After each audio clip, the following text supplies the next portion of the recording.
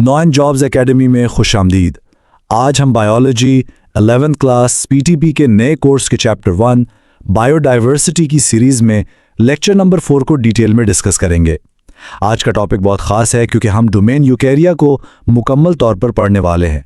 अगर ये lecture helpful लगे तो चैनल को ज़रूर सब्सक्राइब करें और नोटिफिकेशन बेल को प्रेस करें ताकि ऐसी बेहतरीन एजुकेशनल कंटेंट कभी मिस ना हो। तो चलिए जिंदगी की इस बहुत ही अहम क्लासिफिकेशन को समझते हैं। जल्दी से आज के टॉपिक्स पर एक नजर डालते हैं। हम 5 बुनियादी पॉइंट्स कवर करेंगे। डोमेन यूकारिया का तारुफ, मुनज़्ज़म सेल स्ट्रक्चर, जिनियाती मवाद यानी डीएनए, अफ़ज़ाइश नस्ल और ऑर्गेनाइजेशन, और आखिर में इर्तिका और एंडोसाइम्बियोसिस थ्योरी। शुरू करते हैं हमारे पहले हिस्से से जो है डोमेन यूकारिया का तारुफ। डोमेन यूकारिया की सबसे बड़ी और नुमाया खुसूसियत यह है कि इन तमाम जानदारों में यूकारियोटिक सेल्स पाए जाते हैं। अब यूकारियोटिक सेल का मतलब क्या है? ये वो मखसूस सेल है जिसके अंदर एक ट्रू यानी हकीकी न्यूक्लियस मौजूद होता है, और ये न्यूक्लियस ऐसे ही बिखरा हुआ नहीं होता बल्कि एक न्यूक्लियर मेम्ब्रेन के अंदर बिल्कुल महफूज होता है। आप इस मेम्ब्रेन को एक सिक्योर वॉल्ट या तिजोरी समझ सकते हैं जो सेल के सबसे कीमती हिस्सों को पूरी तरह हिफाजत से रखती है। अब आते हैं इसके मुनज़्ज़म सेल स्ट्रक्चर की तरफ। सोचिए कि एक यूकैरियोटिक सेल किसी आम कमरे की तरह नहीं बल्कि एक इंतहाई मुनज़्ज़म और बेहतरीन तरीके से चलने वाले शहर की तरह काम करता है। इस शहर को चलाने के लिए मुख्तलिफ फैक्ट्रीज हैं जिन्हें हम मेम्ब्रेन बाउंडेड ऑर्गेनेल्स कहते हैं। Mitochondria, chloroplast, endoplasmic reticulum, Golgi apparatus, lysosomes और पेरोक्सिसोम्स, ये सब अपने अपने मखसूस काम करते हैं ताकि सेल जिंदा रहे और बेहतरीन परफॉर्म करे। हर ऑर्गेनेल की अपनी एक जिम्मेदारी होती है। इसके साथ साथ सेल का अपना एक ढांचा भी होता है जिसे साइटोस्केलेटन कहते हैं। ये माइक्रोट्यूब्यूल्स और माइक्रोफिलामेंट्स का एक पेचीदा जाल है, बिल्कुल जैसे किसी बिल्डिंग का सांचा होता है। इस साइटोस्केलेटन के 2 बड़े फायदे हैं। पहला, ये सेल को स्ट्रक्चरल सपोर्ट फराहम करता है, यानी उसकी शक्ल और मजबूती बरकरार रखता है, और दूसरा, ये इंट्रासेल्युलर ट्रांसपोर्ट के लिए हाईवेज का काम करता है। इन रास्तों के बगैर सेल के अंदर चीजों की आमद और रफ्त तकरीबन नामुमकिन हो जाए।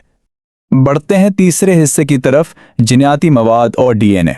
उस महफूज न्यूक्लियर वॉल्ट के अंदर यूकैरियो का सबसे कीमती मवाद यानी डीएनए मौजूद होता है, और ये ऐसे ही बेतरतीब नहीं पड़ा होता। ये बहुत ही जबरदस्त अंदाज में न्यूक्लियस के अंदर मल्टीपल लीनियर क्रोमोसोम्स की सूरत में ऑर्गेनाइज्ड होता है। ये तंजीम कॉम्प्लेक्स लाइफ के लिए इंतहाई जरूरी है। यहां नेचर का एक और मास्टर स्ट्रोक देखें। ये डीएनए अकेले काम नहीं करता बल्कि ये हिस्टोन प्रोटीन्स के साथ गहराई से जुड़ा होता है।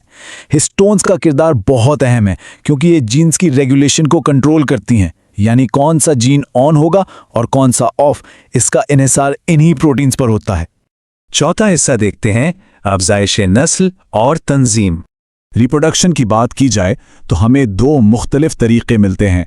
ज्यादातर यूकैरियोट्स सेक्सुअल रिप्रोडक्शन करते हैं जिसमें मियोसिस और फर्टिलाइजेशन शामिल होती है। इससे जेनेटिक डाइवर्सिटी बनती है। लेकिन कुछ यूकैरियोट्स ऐसे भी हैं जो एसेक्सुअल तरीके से रिप्रोडक्शन करते हैं, और ये अमल माइटोसिस के जरिए मुकम्मल होता है। जब हम मल्टी सेल्यूलर यूकैरियोट्स की बात करते हैं तो उनकी सेल्यूलर ऑर्गेनाइजेशन बहुत कॉम्प्लेक्स होती है। वहां हर सेल एक जैसा नहीं होता। सेल्स स्पेशलाइज्ड हो जाते हैं, अपनी अपनी ड्यूटी समझ लेते हैं और फिर एक साथ मिलकर टिश्यूज और मुकम्मल ऑर्गन्स बनाते हैं। और अब आते हैं हमारे आखिरी और 5वें हिस्से पर, इर्तिका और एंडोसिम्बायोसिस थ्योरी।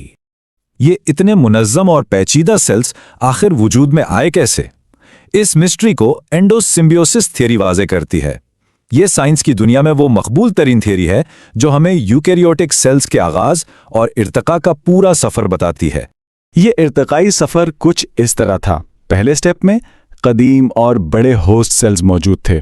दूसरे स्टेप में इन बड़े सेल्स ने अपने से छोटे प्रोकैरियोटिक सेल्स को निगल लिया, यानी इनगल्फ कर लिया।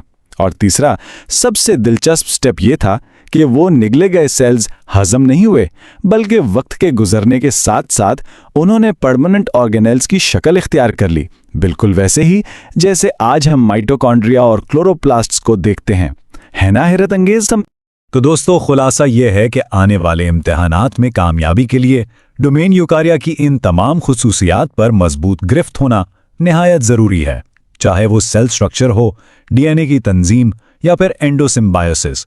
ये सब बुनियादी कॉन्सेप्ट्स हैं जो आपकी एग्जाम प्रिपरेशन के लिए बेहद अहम हैं।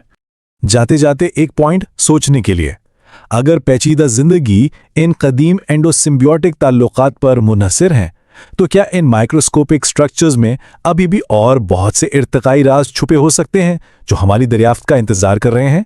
इस पर जरूर गौर कीजिएगा। आज की इस तशरीह में हमारे साथ शामिल होने का बहुत शुक्रिया।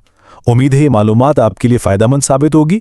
मजीद ऐसी वीडियोस के लिए लॉ एंड जॉब्स एकेडमी के साथ जुड़े रहिए।